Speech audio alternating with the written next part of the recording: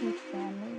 This is Camson the Oracle, one half of Remiss Gathering, aka Word Okay Gang. We are absolutely on a weird path to self-healing, and self-realization.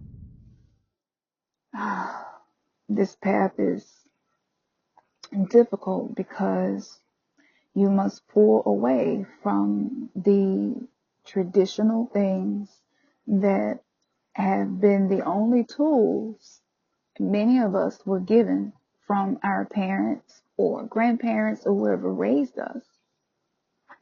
So I wanted to talk about the mother wound and the importance of healing your inner child. And I want to start off with a quote from Carl Jung, because just in case you feel like isn't something that could be beneficial for you, I want to give this quote to just help you see before you click off of this, that this is a divine message that you were meant to hear.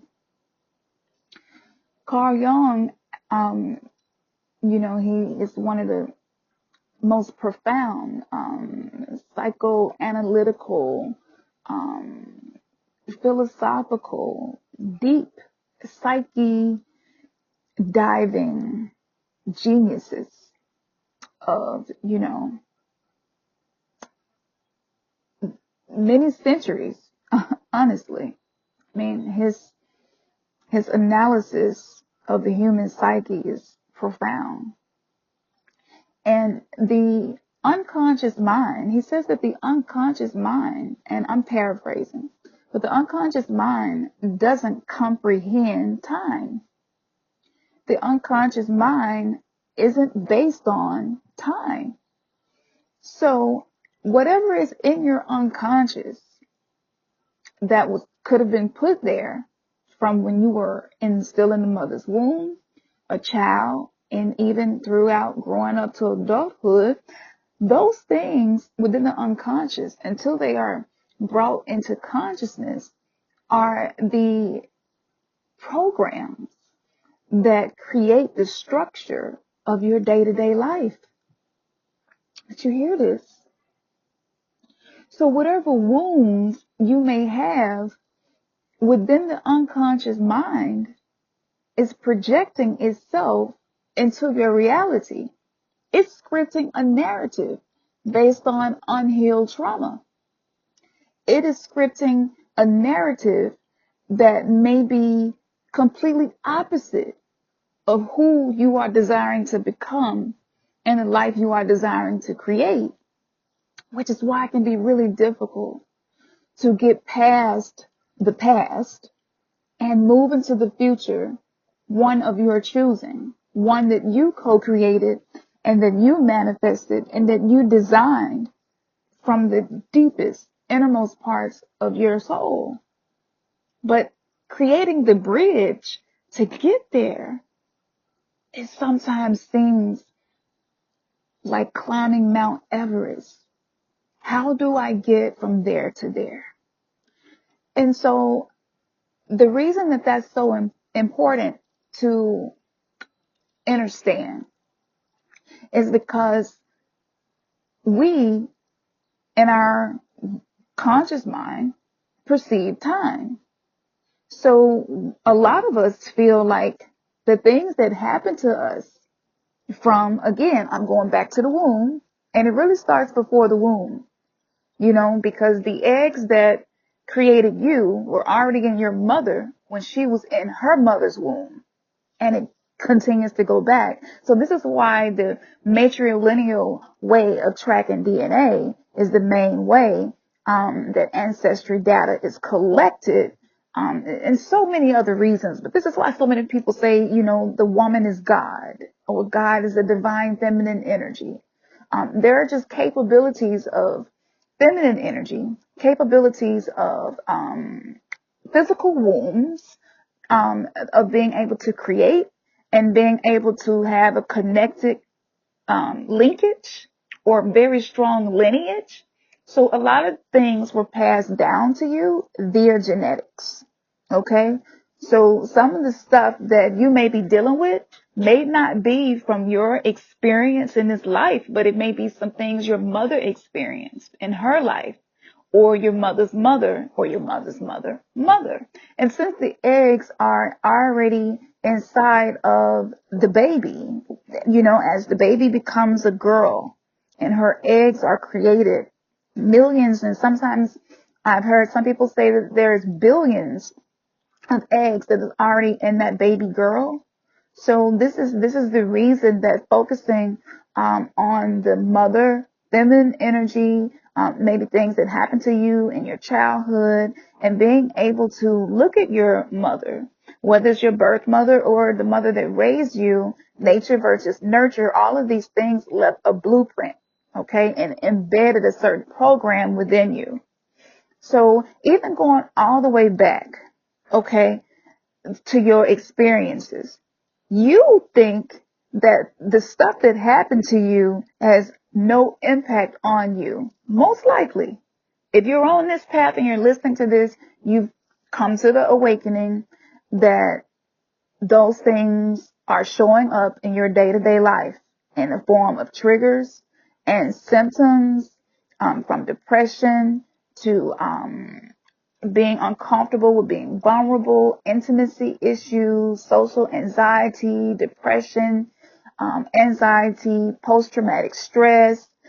It's showing up in so many ways. Inability to cultivate healthy relationships, inability to attract people who are healthy, right?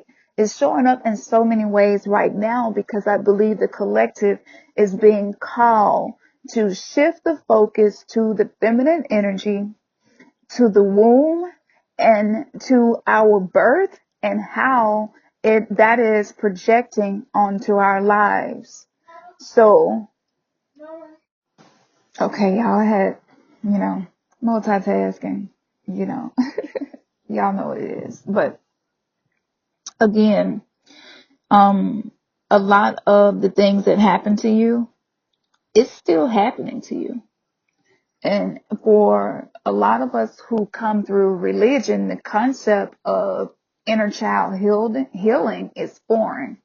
Okay, that's not something, not to my memory, that's not something that I was taught when I was practicing Christianity, and it's not something that I was taught when I was practicing being, a part of the Hebrew Israelite community.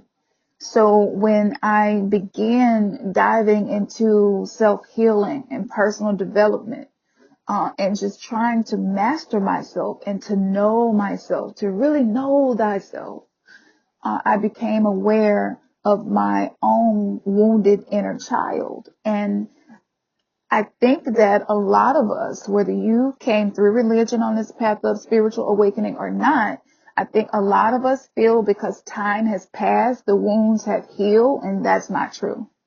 And we have this thing that we really should stop using and saying time heals all wounds, not according to the unconscious mind. The unconscious mind is outside of time and space. You are an infinite being with an immortal soul that never dies.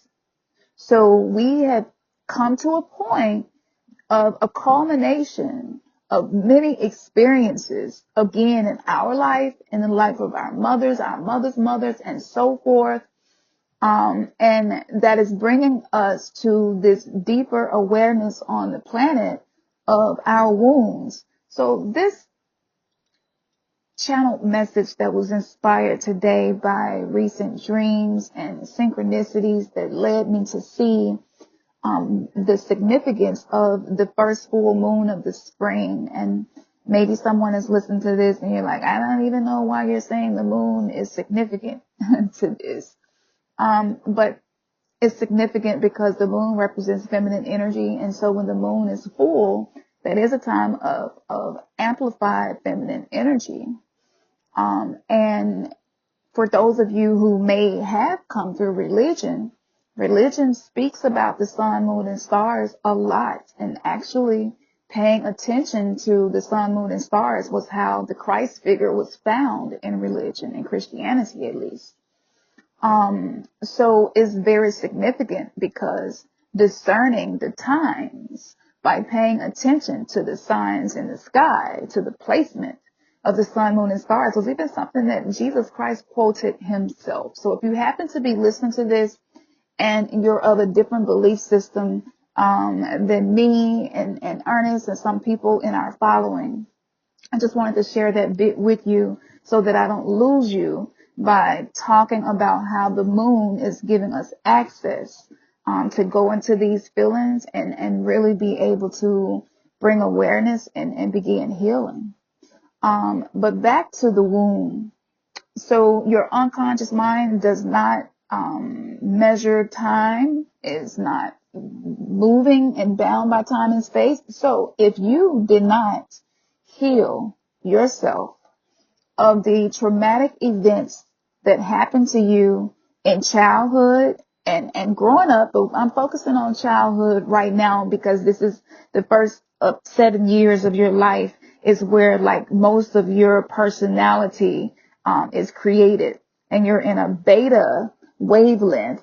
So those years of your life are what are become the foundation to who it is that you think you are. So the question is, how do we become our authentic selves? Because who we think we are is based on experiences from, up to the first 7 years of our life. And so many of us have been identifying as being someone who we actually are not. It was just, again, nature versus nurture. So it was the environment and the type of person that you came to be because of your environment. That's not who you are. That's who you became. Because of your environment. So who you are is a word that's used to encompass the present moment, a moment outside of time and space. So who you are, the fullness of who you are is something that exists outside of the life experiences and the trauma and the coping mechanisms and the many things we learn to be and do to be able to survive our family structure, our environment, and our upbringing, to be able to get through it. So what happens is the wounded inner child is still there crying for help and attention. So let's just say maybe this goes into the attachment theory, right? So whatever your experiences were with your mother or mother figure or whoever raised you, whoever mothered you, what happens is that creates your attachment style. So if you felt abandoned as a child, this has nothing to do with what the mother or mother figure was actually doing to you. This was how you were perceiving life, okay, at that time. So if your mother worked a whole lot, maybe you developed some feelings of abandonment. If your mother had her own trauma and depression and stress and maybe addictions and that she was dealing with, maybe she was emotionally unavailable to you, though she was physically there, then that is going to be something your inner child is going to experience over and over again every day of your life until you bring awareness to your inner child and begin doing the soul work to reclaim who you were, who you are outside of the trauma and experiences. So the inner child doesn't go away, no matter which one it is. Maybe you were actually abused. It could be a covert or non-covert form of abuse. It could be physical abuse. For a lot of us who grew up in the Black and brown community, let's just be real. A lot of us got our ass beat. We got our asses whooped. And even if it wasn't by your mother per se, again, whoever raised you, or it could have been an older sibling, our form of discipline in our culture was to lay hands on, I'm gonna lay my hands on you, and not in a healing way. And so that's a whole other conversation getting into that, because I know for a very long time we have not made the connection between the present mental condition within the melanated community and the connections to our upbringing, and maybe some of the ways, the traditional beliefs that was used to parent us and raise us weren't the best and weren't the healthiest ways to raise a child, because again, it's very confusing. It doesn't matter how we try to analyze and say that it's okay to physically put our hands on another human being because they've done something wrong. If that is true, then that should be something that you use all the way across the board. So when the cashier throw your money down and get attitude and don't want to touch your hand, whatever it may be, then you should go and get your stick, whip, switch, or whatever that you use when somebody violates or disrespects you, or isn't being compliant or behaving in a way that you feel is okay. Then you should whoop them. Let's not be hypocrites here. If that is the true structure in which a child should be disciplined, then when adults have childish ways, right, that impacts us, why aren't we whooping them too? And when we see a grown person behaving that way, it's something deep inside of most of us that says there's something wrong here. That just don't look right, even if you don't know what it is. So I just think it's very hypocritical to feel like having love and respect is the reason you don't put hands on other adults when they do things that you feel are violated in violation.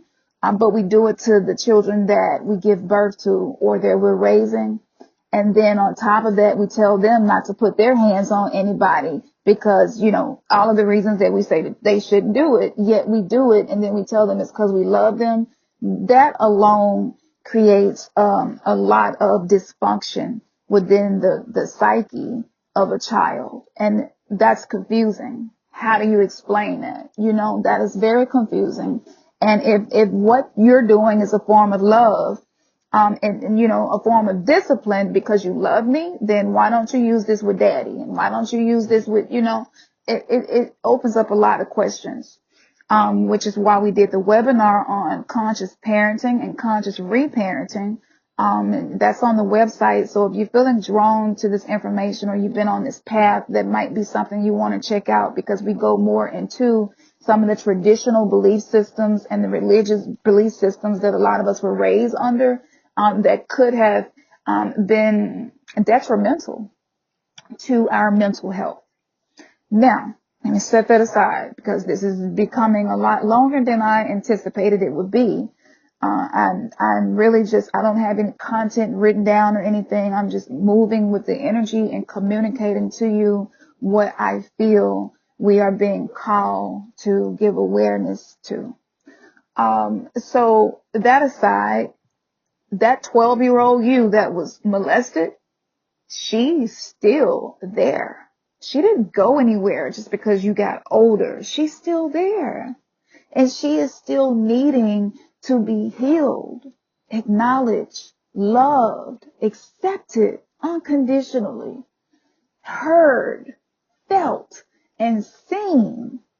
What for those of you who had experiences when you were 5 or 6, and even the ones you don't remember, that you is still inside of you. So those are drops in the ocean of you. This is a part of you. This is the reason your relationships look the way they look. This is the reason you're attracted to who you're attracted to. This is the reason you're friends who you're friends with. This is the reason for everything. The foundation is what happened to us throughout childhood, and growing up, because it's all interconnected.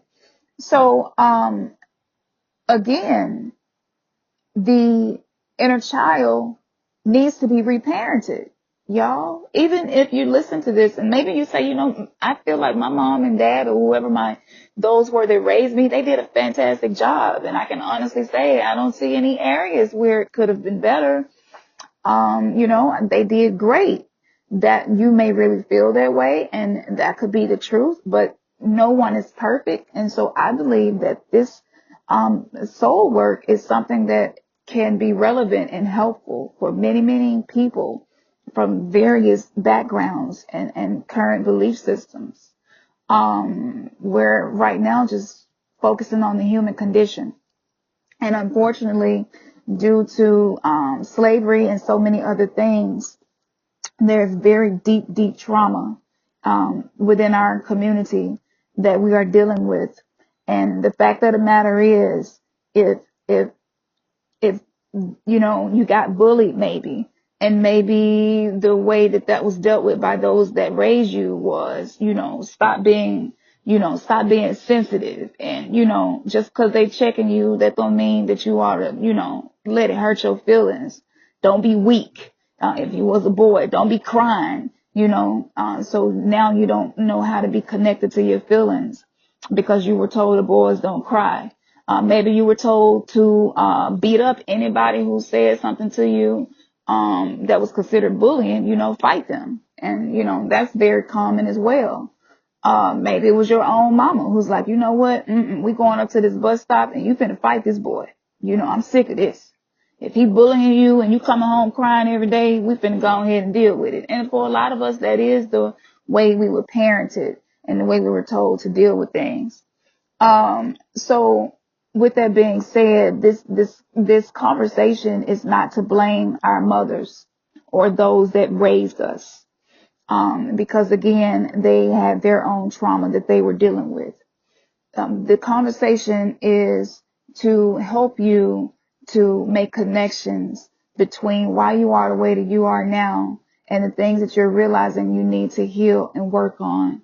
Why it's so important to do that. So I just want to say to you, time does not heal all wounds. And if there are things that happened to you and there was never a resolution, know that that part of you is still alive and kicking. That teenager in you that was angry and maybe committing self-harm and was suicidal, maybe you got into cutting, maybe you developed addictions, maybe you started being attracted to toxic people and you desire to be in toxic relationships. And maybe you were that raging teenager who would break shit and punch holes in the wall. Maybe you was that teenager that would run away from home when it was overwhelming and too much. All of those things, just imagine that teenage you froze in time. And like those Russian dolls where you stack them all on top of each other and each one is a little bit smaller than the other. And as you are unstacking them, you realize, wow, this looked like one Russian doll, but now that I'm unstacking them, it was 20, It's just like that. That is how the human psyche is constructed.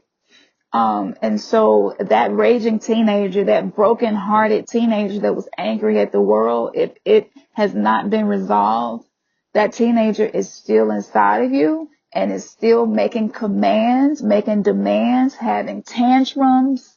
And all of this is happening because our awareness needs to be called so that we can truly know thyself and be able to navigate healing these different aspects of you that did not receive the love, nourishment, and attention that was needed.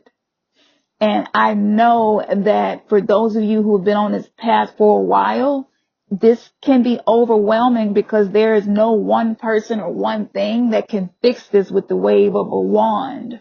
Whether that be the deity that you were raised to worship and believe in that exists, outside of you, but is the Lord of your life, the constructor of your life, whatever your upbringing was and your depiction of God, the creator, in a relationship that you develop.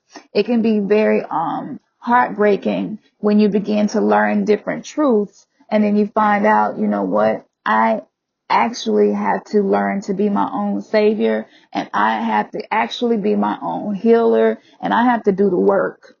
That realization within itself was one of the most painful ones on the path of spiritual awakening when we were awakened with 1111 and 444 and 111, which was the numbers we were repeatedly seeing when the awakening began.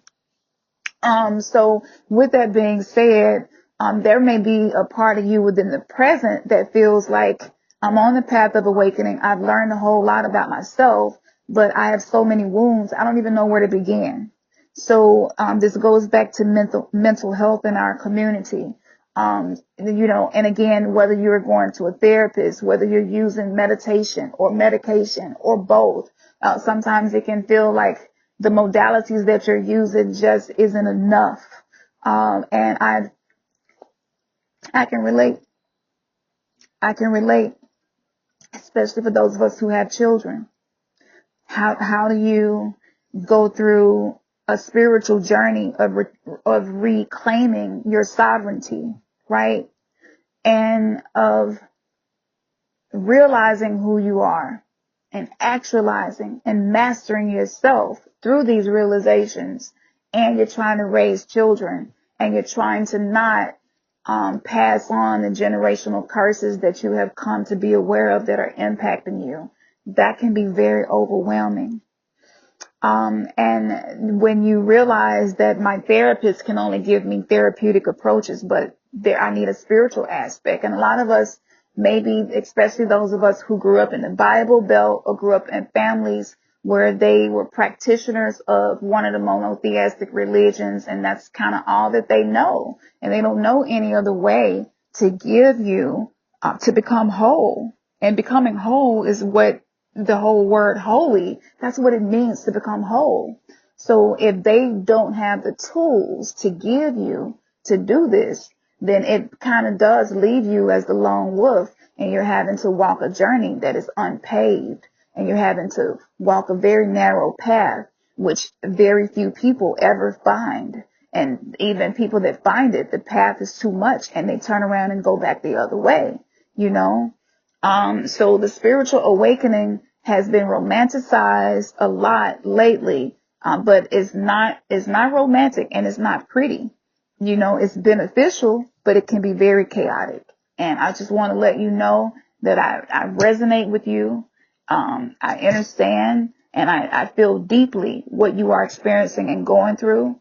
And I know that because we don't want to perpetuate some of the wounds that we have and are dealing with our children, it's really hard to find the time to tend to yourself, to tend to your inner child, and still raise your children. That is a balancing act that is complicated, but it can be done.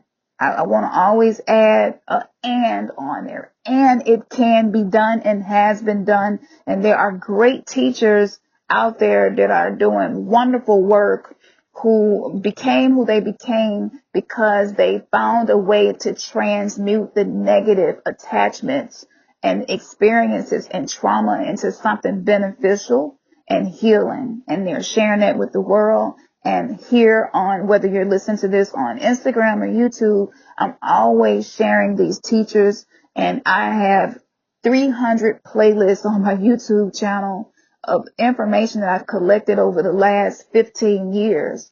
So you will be able to find something there if you don't know where to start looking, for some of these teachers. For some of us, we don't have the resources. You know, maybe we don't have medical insurance to be able to go the therapeutic route and add that with the spiritual workings that we're doing. So there are many different factors that prevent us from fully being able to invest the time and energy that is needed to heal. So I just want to say that I have compassion for you. And the best thing to do is for you to also have compassion for yourself as you are going through these experiences. Now, for those of you who are into the spiritual journey and coming into oneness with nature again, which includes the celestial bodies, this full moon energy, the communication to me that this is a great time for you to find harmony and balance where you have discovered complexity and where you have developed cognitive dissonance to where you're searching for solutions and your mind is just always going and you're asking all of these questions and inquiring things to learn more about yourself, and you're searching for ways to heal. Like, I get that. And this moon is giving us balance and harmony because it is positioned in Libra, that is giving us balance and harmony, which helps us. And the placement of Venus also focuses on relationships with the self. And then we have Aries, where the sun is, which focuses on yourself, you. The Aries represents the you. I posted a few things on my Instagram. If you missed it, go check that out. Describing more about the energy that humans will be impacted by. And it don't matter if you believe this or not, because the fact of the matter is the moon does control what water does on this planet, and we're 70% or more of water. So yes, you are impacted by the moon, even if you have not come to that realization yet. So this feminine energy is present for us to be able to heal, and it's going to bring some harmony to our present circumstances and some balance, and help us to be able to focus on a relationship with ourselves and others. So that is beautiful. That is great. And it happens to be the first one of the spring, which is a time of rebirthing, which is why I created 3 free spring ceremonies that you could perform for a spiritual, to manifest spiritually with nature. And being able to use the energy of this season, where this is the season where you plant seeds for things to grow. So, even looking at the almanac, this is a really good time to be able to plant many different seeds from many different fruits and vegetables and spices and herbs to grow. And so as above, so below, as within, so without. Physical is oftentimes a mirror of spiritual. First it's spiritual, then it's natural. There's a natural manifestation of spiritual things. And so this is the spiritual energy right now. And I know a lot of us are feeling the impulse. So however this is showing up for you, I would like to give you an activity that may be helpful for you to use this energy and draw in some harmony and balance. So for myself personally, I plan on moon gazing, charging my crystals with the energy of this moon, and charging water with the energy of this moon. And I will be using that to be of supportive assistance for me as I am going into this phase of my spiritual awakening and my healing. Those are some things that you may consider trying to do yourself, because again, water holds energy. Water has memory. Water takes on the shape and form of the vibration it is exposed to. So by exposing water and crystals to this energy, you are allowing that energy to be embedded and imprinted into the molecular structure of those items. So this is something that can be used as supportive tools on your journey. This is not something that's going to magically make everything happen for you, but it will support you as you are doing the soul work. And I haven't decided yet. I will be charging potions and some more new products we're making available under this energy as well, because I know that there is a major deficit in our connection with self, each other, and in a healthy way.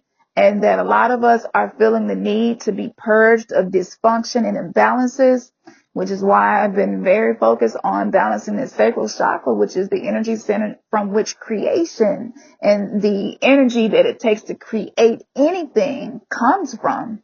So I will be doing that. So be on the lookout for some new products. They will be limited, a limited quantity. Again, I'm using the energy of the moon to do these products. And so the quantity will be limited, but for those of you all who are members of the website, you will be the first to know when they are available. So I want to also give you a few teachers that have been impactful.